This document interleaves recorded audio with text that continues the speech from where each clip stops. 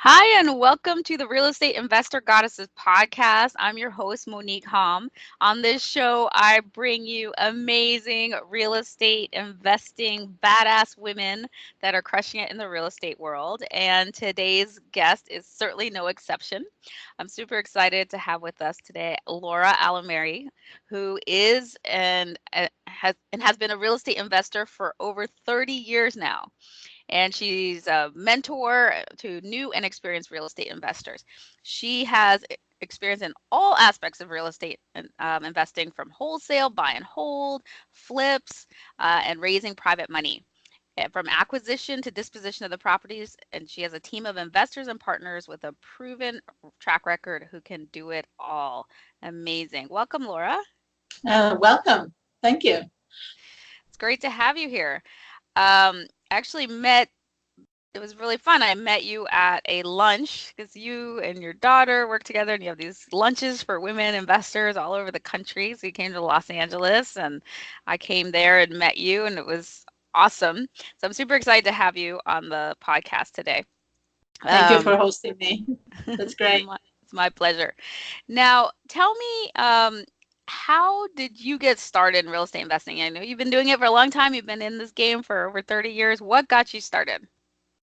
Well, actually, it's kind of funny. I was looking for a side job to do while I was in college. I said something that can pay for college, and I was going for my accounting degree, and happened to be in Hawaii at the time, back in Honolulu, and Mm, I saw the real estate back then. It was really, things were booming. At yeah. the end of the 80s, prices more than doubled on the island. And so I decided I wanted to become an agent, as I said, as a side business. And when I became an agent, I went to work for this company, which was called Dolman and Associates. And the broker of the company was a woman. She Mm, hired basically only women to work in the office. She had wow. 75 agents and 74 were women. The reason, because she thought that women were better in real estate. It was better as agents, but also as investors. She was one of the pioneers on the island. She built a lot of the condos and developments on the islands back in the 50s before it became an estate. And so she got me open to the possibilities. So I was a successful agent from the beginning because I was around these talented people. And then when I moved to the mainland in 91, I went into real estate investing. So I didn't really sell for anybody, although I had my license for almost 30 years. But I kept a license for my own use. But then I switched to real estate investing instead of being a broker. Amazing. So, what was your first real estate investment? My first thing, well, in Hawaii, I started buying property to live in and fix it up and move up. So I started with a townhouse. I bought a townhouse, we fixed it up, we sold it for 125% profit 18 Nice. months later. And then we bought a house, we sold that, and then we went into a $1.2 million property, which was a probate. And then after that, we moved to the mainland. Then I started buying rental properties with the money that I had accumulated in Hawaii. So I went into rentals, and then eventually I went into wholesaling. But my first property was my own property that I bought and fixed it up and sold it. Love it. So, what is you've done over the past 30 years? Lots of different types of investing, from flipping, buy and hold, wholesaling. What's your current focus? Wholesaling, honestly. I'm at a point in my life I really don't want to have too much responsibility. So where, we buy and just flip the contracts basically. So I still have rentals in partnership. I've had rentals for over 20 years. But as far as my focus right now, we buy and flip or assign contracts. I love that. So, why do you like wholesaling? What is it that about it that you like? Like I said, there's not really much. It's not the easiest strategy, as I say, but it's the less risky. Okay. Mm, It's not the easiest because there is a lot of moving parts that you have the right timing of everything. But especially if you don't want to commit yourself or your resources or you're starting out, this is the quickest way to get going in the business. And also, like I said, you can do this virtually. You can do it anywhere in the world. You can be traveling and do this just with the phone. And so you just put in transactions together. Since you're not buying the property to keep it, you really don't even have to look at the property. Mm. So you are in Florida, and where are your wholesale deals? Right now, we have three markets. We have South Florida and Philadelphia and St. Louis. Okay. So you And the really don't reason have we to be there. spread out is kind of to leverage the risk. I don't Hmm. like to put my eggs in one basket. So, there are three different markets that if one market starts having issues, well, we have the other markets going. Nice. And how are you finding these properties? It's all virtual tools that are available out there. A lot of things is, you can buy list, of course. We like to access public databases like evictions list or foreclosures, but a lot of stuff we could do is online, list that we get online. Mm, I love that. That's great for busy women. It's great Yes, for, it is. You yeah, can really set this business in a way that is virtual. And if your time is a concern, we are going through a 4 week challenge right now where we work with students and we tell them to close the deal in 4 weeks. And every day, every morning, we give them one step to do that day, just one simple step. And we're only in the second week of the challenge and people are already having things coming through. So it's very powerful. You just have to do a consistency. It's so important to do something every day. yeah, love it.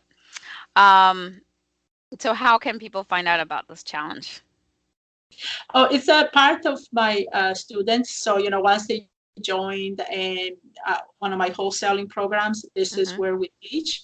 So they can just go to the website, realestateinvestingwomen.com, and they can schedule a call with us and make sure they tell us they're referred by you. And, we can explain to them how that works. Fabulous. All right, so switching gears a little bit, I'm going to ask you a question that I always ask all my guests because I find we learn so much more when things don't work out than when they do. So, what would you say was your biggest mistake and what did you learn from it? I think I always say don't work with partners. Have people work for you, not with you.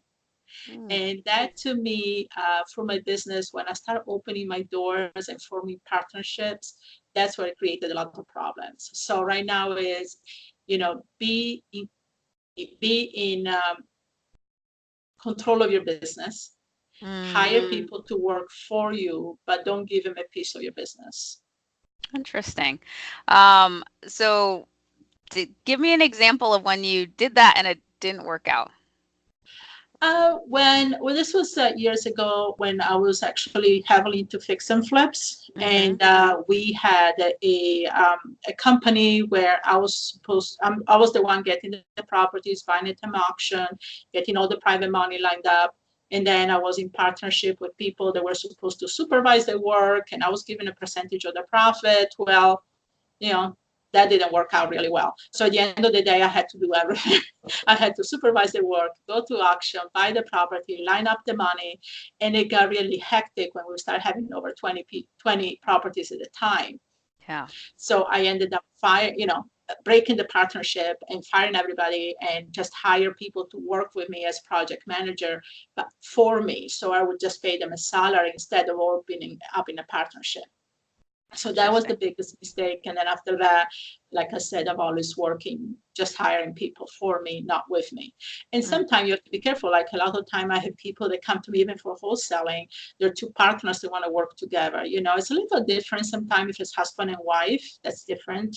But if you have, two friends that can break friendships, it can create certain issues. So that's why I say, be careful who you work with. mm. Interesting. I actually work a lot with people in partnership, but I do make sure I have very clear contracts beforehand. Good. For just that reason, when things go wrong or that everyone knows exactly what their responsibilities are. I Right. think that's very important. But yeah, if you don't have that, then it can ruin friendships, ruin relationships. Um, Right. in Well, like um, I hire, Circle. if I do a fix and flip, I hire project managers, so they're not in partnership, they work for me. Yeah, Wholesaling, you really don't need, unless you're working with your spouse or your friend that is, just be careful though, that it's very clear who does what and when, and keep yeah, the responsibility so not one of you is pulling the whole weight. great advice. So, what are you most proud of? Right now, I'm writing actually a book. Um, Mm, I'm writing a book. I was thinking what to write. There's a lot about real estate books out there. And I'm actually compiling interviews of women that I've known through my life that have inspired me to become real estate investors and have set an example. mm, Unfortunately, some of them passed away because it's been 25, 30 years. But I am actually in contact with their family and writing these interviews. And there are things that bring tears to my eyes because to see what they had to go through to really, think about it, 30, 40, 50 years ago, women were not really seen in this world. I mean, it tends to be a man's world anyway. But imagine these women that in the 50s, 60s, and 70s were able to go out there and be investors and really believe and be pioneers in this field. So I'm compiling all these interviews, and some of them are more recent. Some of them are students of mine that opened up 5, 6 years ago, and they're doing so well. So I'm compiling all these interviews and see how they changed their life, what prompted them to finally do this, and what success made a difference in their life. And one of the things I noticed with women is that they want to empower other women. It's yes. not just about them being successful. It's like, okay, I'm successful, but how can I help somebody else being successful as well? So I see a lot of that with women more than men. So true. In my event, well, the real estate event, we have this mantra: "I'm here to be financially free and to bring my sisters along with me." And I find that that's how a lot of us women are wired to give back. Um, so Right. you have been very successful over these past 30 plus years in investing. To what do you attribute your success? I think a consistency, a really consistency and focus, kind of a stubbornness about it, not ever taking a no for an answer. I always say I have what I call a pit bull mentality, where I never let things go. If there is a deal, I'm not going to walk away from the deal until there is nothing left to do. And so being consistent, focused, and also being very persistent, and being Yeah. the one, the glue that keeps things together is what is definitely successful. Mm, awesome. And what advice do you have for a woman who's just starting out in this field? Do something every day. And one of the things I ran across, and I was actually talking to somebody on the phone call before I was on this podcast, her biggest issue is time management. And us as women, we take on so much, right? In her situation, she's taking care of a mother that has bad health. She's going to school and she's going to work. And so she's like, how do I give any time at all? And I say to her, can you carve 1 hour a day? Maybe it doesn't have to be a whole hour in one time, maybe 30 minutes in the morning, 30 minutes in the evening, because she said, I believe in real estate. I believe this can be my next step. I don't have to work so hard if I can just do real estate, even if I close a deal a month. And I Yeah. was like, just find the time, consistent. If you have to get up earlier and do it, that's what you do. When I made my switch, because I came to the mainland in 91 and I was in college, and then I went to work corporate, and then in 95, I decided I was going to transition into real estate full time. I decided that, I think 95, there was not much internet or tools, cell phone was a Right. dollar a minute. It was crazy. So what I did is every day, and I had three small kids. My oldest kid at the time was 6 years old.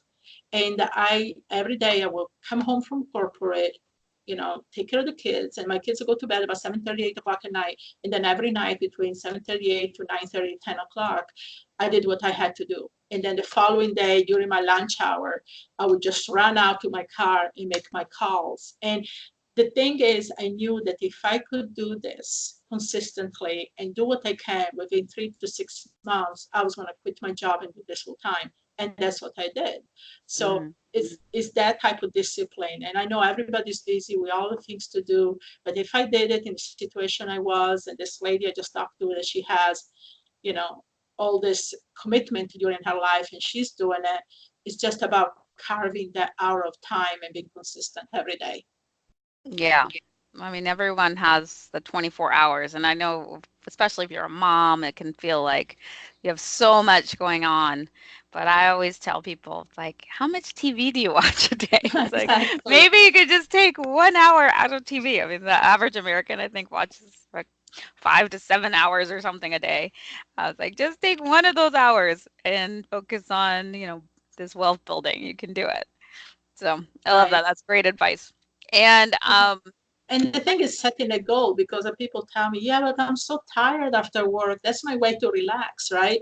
And I was like, yeah, but what if somebody told you, you do this in 3 months, you can quit your job, your life will be totally different because you're doing this. You do what it takes to make that happen. And that's why you yeah, have to look at it. It's not forever, just for a little while. Then you can do this anytime. yeah. It's like the quote. I can't remember who said it, but if you do what's hard now, then your life will be easy. If you do what's easy, then your life will Right, be hard, right. right? So it's sometimes you push a little bit right now to pave the way for later. Um, and lastly, before we one last question before we get into the Trinity, what do you wish you'd known at the beginning that you now know? I should have started with wholesaling first. I kind of went the reverse. So I went into buy and hold, and then I went into fix and flip. I went to wholesaling. I didn't have really much money. Beside the money, I took all the money I had from the islands and I invested in real estate. But I leveraged myself also so much, and I didn't understand the process, of the tenants. So it was responsibility, and I didn't really understand that. I didn't understand the business. I was really young. So honestly, I tell people wholesaling, even if it's not your ideal strategy, but that gives you the confidence to go out there and knowing how to talk to people, negotiate. And like I said, you don't really have any risk because you don't have any of your money or financial resources tied into it. So I wish I could have started that first instead of putting all my money into it and leveraging myself on top of it. Because honestly, I scared myself out of the business and I sold my properties. So I was very fortunate to do that. In the process of selling, I found out there was a demand for those properties. So then I started finding other properties which I wasn't buying. I was just selling. That to me Mm, is to get your confidence out there, to know how to talk to people, how to find deals, analyzing deals. That starts with wholesaling. Then very mm. quickly you can move into buy and hold and fix and flips. And but then you, especially if you don't have any money set aside, that can also build up your capital because you need some cash reserve. You need some money set aside if you get Yeah. into buy and hold or fix and flip. You can't just do it on your credit cards. If anybody tells you to do it in your credit cards, they're telling you wrong. Yeah. Oh, interesting. Um, I've actually never wholesaled a deal, so it's interesting. And Oh that, but yeah, I know I you know a lot of haven't. people start that way, and it's a great strategy for a lot of people. Um, so before we get into our famed end of show Trinity, which is a brag of gratitude and desire, how can people reach you and find out more about you?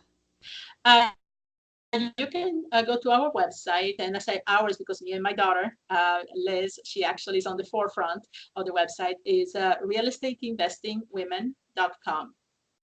Okay, realestateinvestingwomen.com. And now it's time for the Trinity. So what's one thing that you're celebrating right now? What's your brag? I would say the celebrating is really changing my business around. For me, being an old timer, being in done real estate for so long, I was used to do things a certain way, and now really building up systems and building up this business to be virtual, so I can travel around the world and still do deals. That's what I've been focusing, and is working really well. Mm, well bragged. And what's one thing you're grateful for? I'm grateful to be around people and meet people like you that are in inspirations and they have this generosity about helping other people because I think we're all connected.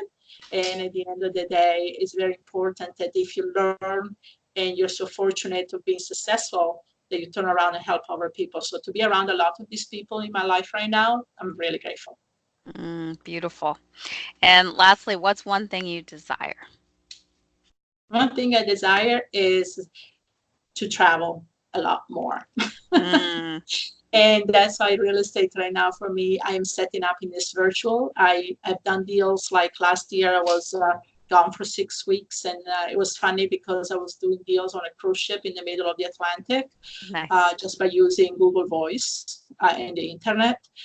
This fall, I'm going to be gone for 7 weeks. Actually, I'm taking a cruise from San Francisco to Australia, and then we're going for Australia for 2 3 weeks, and everything is going to be done virtual. So I've already done this for a couple of years, where we're using just a phone, an app on my phone, and doing deals wherever you are. People don't have to know they are in the middle of the Atlantic doing deals. So that's my thing, is like really create a business that is, you know, affording me a certain lifestyle, of course, and I can do from anywhere in the world. Beautiful. Well, so shall your desire for more travel be as you desire it, or so much better than you can imagine, under grace and in perfect ways. Yes. All right. Well, thank you so much, Laura. That was awesome. And again, if you want to connect with her, go to realestateinvestingwomen.com. And to connect with me, go to realestateinvestorgoddesses.com.